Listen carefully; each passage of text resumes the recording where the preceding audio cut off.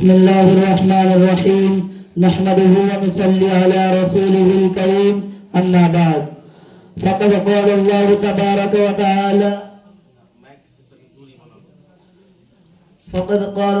تبارك وتعالى في القرآن المجيد أعوذ بالله من الشيطان الرجيم بسم الله الرحمن الرحيم ذلك الكتاب لا ريب فيه هدى للمتقين وقال النبي صلى الله عليه وسلم خيركم من تعلم القرآن وعلمه الہی رونق اسلام کے سامان پیدا کر، الہی رونق اسلام کے سامان پیدا کر، دلوں میں مومنوں کے الفت قرآن پیدا کر۔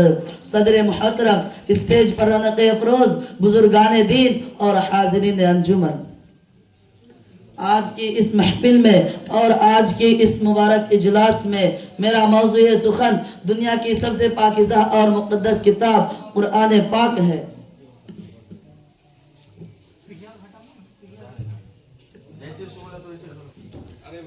ہمیں چڑھتے سورج کی طرح یقین ہے کہ اس کا ایک ایک حرف سچا اور صادق ہے۔ وہ قرآن پاک جس کی زبان مقدس، بیان مقدس اور جو فصاحت و بلاغت کا ٹھاٹھے مارتا سمندر ہے، جس کے متعلق ارشاد ربانی ہے۔ قرآن وہ کتاب ہے جس کے صادق اور برحق ہونے میں کوئی شک و شبہ نہیں، اور جس کے بارے میں محسن انسانیت حضور پاک صلی اللہ علیہ وسلم نے ارشاد فرمایا کہ تم میں سب سے بہتر وہ شخص ہے جو قرآن کو سیکھے اور سکھائے۔ دعا کیجئے کہ خداوند قدوس ہم سب کو قرآن پاک کی دولت سے مالا مال فرمائے، آمین۔ نوجوان دوستو، قرآن پاک رب ذوالجلال کی طرف سے عطا کردہ وہ حسین تحفہ ہے کہ جس نے 23 برس کے قلیل مدت میں پورے عالم میں وہ انقلاب برپا کر دیا کہ بڑے سے بڑے فصحاء، بلغاء، ادباء اور شعراء حیران و ششدر رہ گئے، جس کی آیتوں کو سن کر پتھر دل موم ہو گئے۔ دوستو، یہی وہ قرآن ہے جو رہتی دنیا تک کے انسانوں کے لیے سراپا ہدایت و رحمت ہے۔ یہی وہ قرآن ہے جس نے رسول کی رسالت کو اعزاز بخشا۔ یہی وہ قرآن ہے جس نے پس مردہ قلوب کو تازگی بخشی۔ ہاں، یہ وہی قرآن ہے جس کی برکت سے جنات و شیاطین کا آسمان پر جانا بند ہوا۔ یہی وہ قرآن ہے جس کی برکت سے عزت و رفعت کے شامیانے گڑ گئے۔ یہی وہ قرآن ہے جس کی بدولت محبوب حقیقی کی رضا نصیب ہوتی ہے۔ یہی وہ قرآن ہے جو سچائی اور امانت داری کا درس دیتا ہے۔ یہی وہ قرآن ہے جس کی بدولت حضرت عمر فاروق رضی اللہ تعالی عنہ کو ایمان نصیب ہوا۔ یہی وہ قرآن ہے جس کی نظیر پیش کرنے سے ساری دنیا عاجز و قاصر رہی۔ یہی وہ قرآن ہے جس کا مثل پیش کرنے سے عرب کے فصیح و بلیغ زبان دانی کا دعویٰ کرنے والوں نے گھٹنے ٹیک دیے۔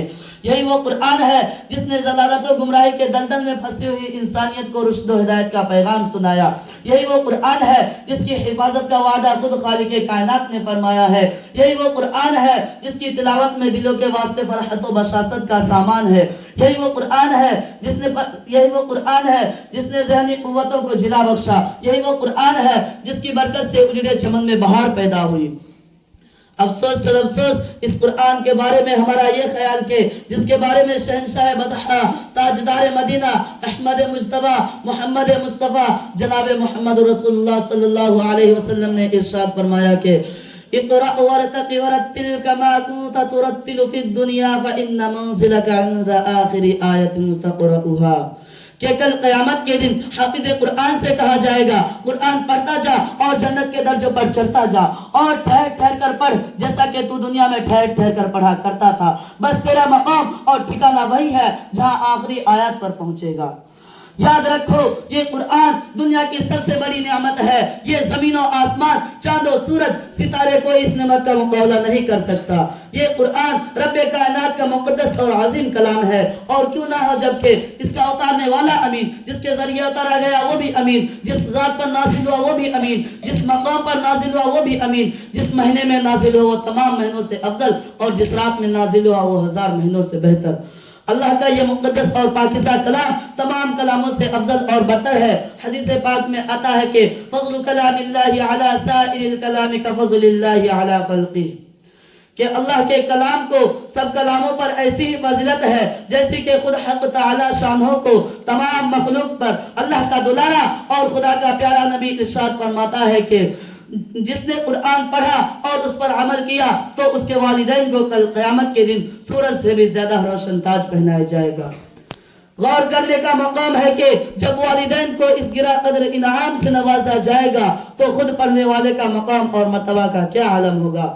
حضرات، قیامت کا میدان ہوگا اور ایسے 10 آدمی جن کے لیے جہنم واجب ہو چکی ہوگی، حافظ قرآن اپنے رب کے بارگاہ میں سفارش کرے گا، پروردگار عالم اس کی سفارش قبول کرے گا اور اس حافظ قرآن کی برکت سے ان کو نجات عطا ہوگی۔ حاضرین جلسہ، جانبدار صحابہ کرام رضی اللہ تعالی عنہ کے کتب خانہ میں قرآن پاک کے علاوہ کوئی کتاب نہ تھی، اسی کو لے کر وہ آگے بڑھے اور کامیابی ان کی قدم چومتی چلی گئی۔ وہ قرآن ہی تھا جس کے برکت سے 313 نے مکہ کی قسمت پلٹ دی۔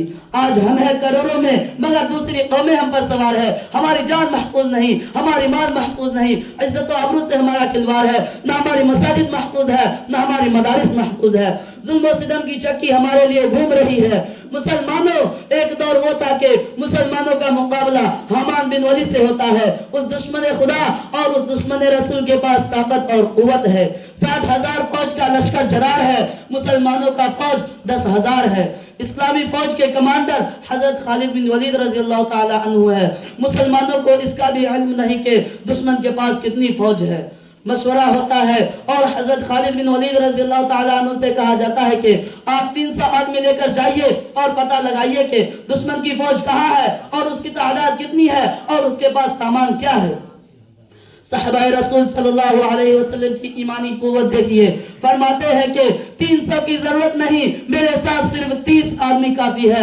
صحابہ عرض کرتے ہیں کہ آپ کی قوت ایمانی آپ کو مبارک ہو، مگر یہ دنیا دار الاسباب ہے، 30 آدمی کچھ نہیں ہوتے، کم از کم 60 آدمی لے جاؤ۔